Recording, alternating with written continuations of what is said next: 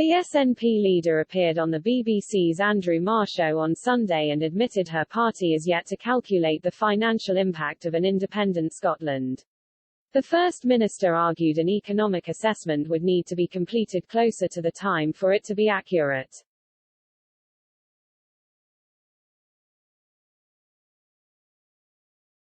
Ms. Sturgeon defended her stance and insisted if the figures were completed a year ago, then they would now be out of date due to the impact of the coronavirus pandemic.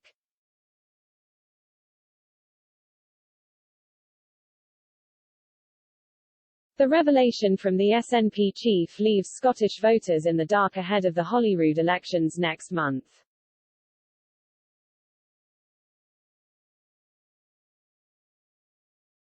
The SNP has vowed to hold a second vote on independence, 7 years after the last referendum, if the party wins a majority on May 6.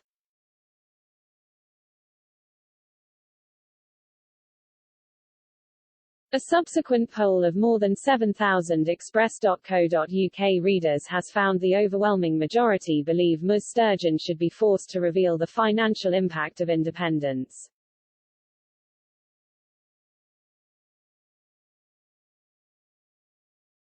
The online survey took place on April 26 from 8 a.m. to 9:30 p.m. and asked 7,327 Express.co.uk readers, should Sturgeon be forced to admit true cost of UK split?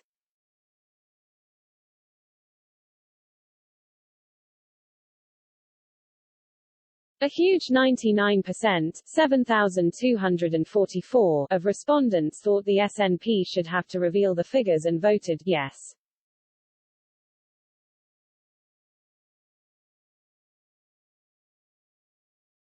Just 0.9%, 68, of participants thought Ms. Sturgeon should not have to disclose the numbers and voted no.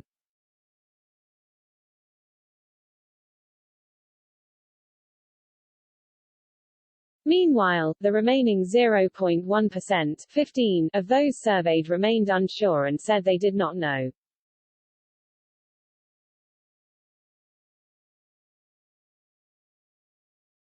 A number of passionate Express.co.uk readers left their opinions in the comments section of the poll story.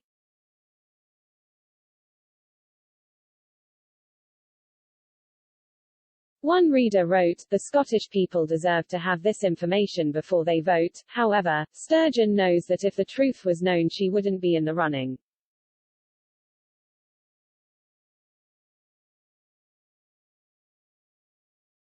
A second added, "Obviously she will need to know how much independence will cost, how else will she know how many money trees to plant?"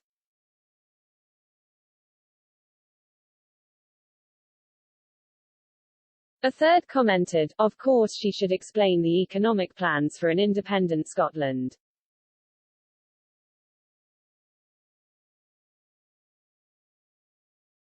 A fourth added, "The SNP will never reveal the true cost as it would mean the end of her quest."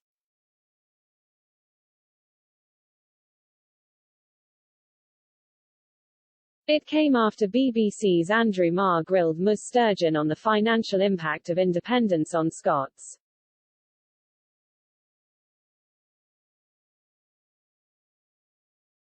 He asked, "Has the SNP modelled the impact of independence on people's incomes?"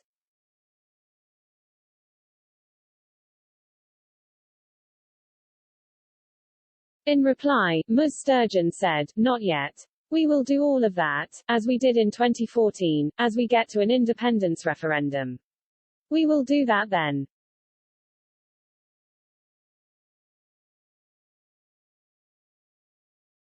When pressed as to why she did not have the figures, the SNP chief explained, "Because that will take account of all the up-to-date financial and economic information."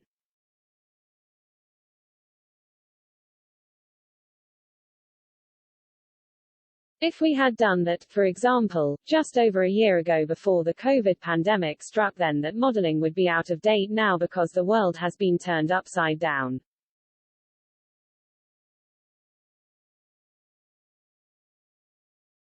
You are asking me to put the cart rather before the horse.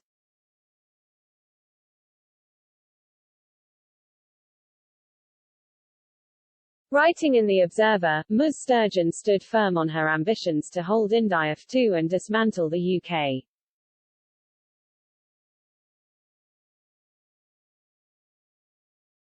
She said, "If there is a majority in the Scottish Parliament after this election for an independence referendum, then Scotland must have the chance to put the recovery into Scotland's hands."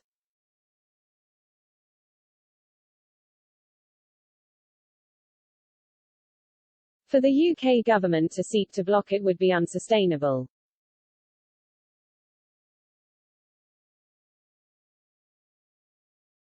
The latest polling north of the border suggests the SNP is on course for a 5-seat majority in the Holyrood Parliament.